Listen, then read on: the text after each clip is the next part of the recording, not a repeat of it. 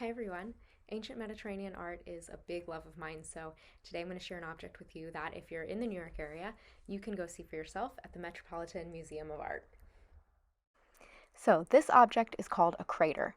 Craters were used for mixing water and wine in ancient Greece, traditionally at an event called the Symposium, which was basically a men only party where they drank, played music and games, and talked about philosophy, politics, etc. This one comes from Apulia. Yes, we would call this Italy, but in the 6th century BC, Greek settlers landed on the Italian peninsula, and by 350 BC, when this crater was produced, many cities in the area were still Greek. So let's take a look at what's happening in this scene. A craftsman is painting a statue of Heracles, while Heracles himself considers it from the right, and Zeus, king of the gods and Heracles' father, looks on from the left. Also watching are Nike, goddess of victory, and the artist's assistant, who's keeping the encaustic pigments going on the left. Here's what's cool about this. First-hand documentation of the manufacturing of marble statues, or any craftsman object from this time, including this crater itself, is incredibly rare. So rare that for centuries everyone thought Greek and marble sculpture always was intended to be white. Well, when your paint is actually wax mixed with pigment, it probably isn't going to stand the test of time. Modern scientific testing, plus depictions like this of a guy actually painting a marble statue, shows us that really it probably looked more like this and this. So, back to our scene. You heard me say this was Heracles. Later known by Romans as Hercules, we're going to go with the Greek name Heracles because it's more appropriate for this object's origin. Either way, they're both this guy. How do I know it's him? Well, literacy in 350 BC was a privilege. Even if you had the ability to read a line or two on a pot, others around you probably didn't. Artists relied on visual literacy instead. This means that each of these characters has a symbol that viewers would immediately recognize as the gods, goddesses, and heroes that they worshipped daily as part of their religious practices. Heracles is recognizable because of his club and lion skin cape. Everyone, literate or not, would know the story of Heracles' 12 labors, the first of which was to kill an invincible lion that was terrorizing a nearby city.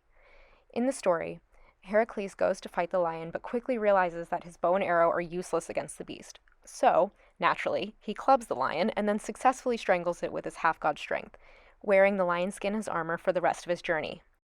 In this scene, Heracles seems to have already accomplished the labors and returned from his long but successful journey, now casually inspects the statue being made in his honor.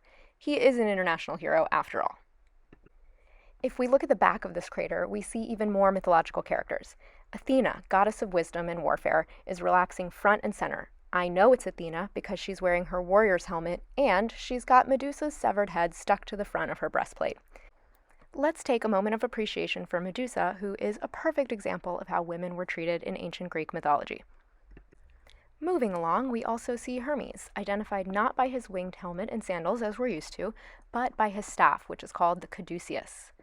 Athena and Hermes are not random here. Both helped Heracles accomplish his quest, and now that the quest is all done, they can take a break. And finally, this guy is for all my Geminis in the audience. Identified by his wide-brimmed traveler's hat, this is a Dioscuri, or son of Zeus, one of a set of twins named Castor and Pollux, protectors of guests and travelers. One twin was mortal, and one was son of Zeus, and therefore immortal. After a life of being really good at sports and war, which is apparently what the gods were into, when the mortal one died, the gods allowed both to be immortalized in the stars as the constellation Gemini. So why put all of this on a pot? Most of the pottery that still exists today only made it this long, and in this case about 2,400 years, because it was buried in a tomb. Stories that remind them of being rewarded for a successful journey would have been comforting to people who strongly believed that the soul of their loved one was now on its final journey to the underworld. There's a lot more I could say about this pot, but I'll leave it here. Hopefully you can see it one day at the museum, and thank you for coming on this journey with me.